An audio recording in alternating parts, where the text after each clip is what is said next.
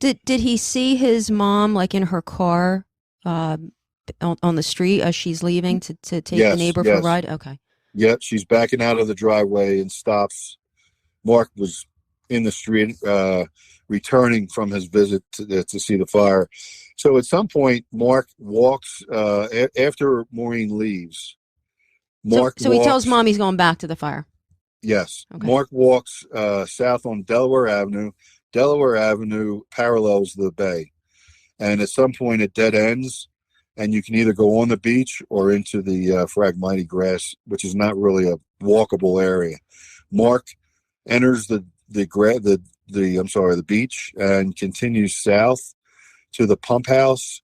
And several people were doing this. This was not unusual. There were elderly people that lived on Delaware Avenue, the Hilligans.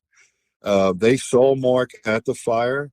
They saw him. There really wasn't much to see. So the firemen are there, and they're putting out the brush that's burning.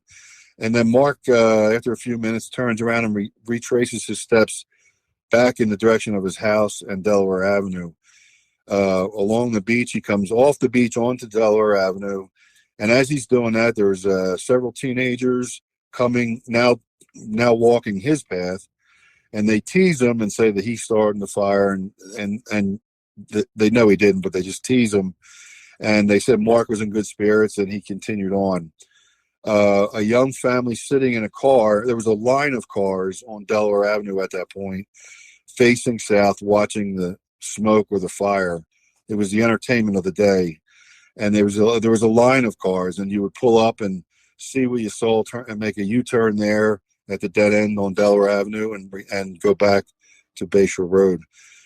In one of those cars was a young family who, husband and wife, and the guy was a professional fireman in the county, and they say that they see Mark. He's happy-go-lucky. He's swinging his arms when he's walking, and right behind their car, they look in the rearview mirror. Mark stops for a brief second as a white male in the passenger side of this car is standing on the running board talking over the hood of the car to Mark. Mark pauses for a second. He says some one word answer or whatever, and then he continues on as if he didn't want to be bothered with these people. A year later, the New Jersey State Police reinvestigate every detail of this case, and one of the things they did is they re-interviewed this young family and were able to get a sketch of a person of interest who talked to Mark moments before he disappears for good. So we have a good sketch. Let me back up to Mark's path that day. So he passes that car, and we're talking about 3:40-ish, and nobody has tracking of him at that point. But it's a half mile to the Cape County Park, and the park guard sees Mark enter the park by foot with a girl who's about 10 years old, about a year younger than him. And they walk in you can either go left or right. The left is the playground, to the right are the basketball courts. And the guard is closing up for the day. He's at the trash bin at the entrance. That's how he sees Mark.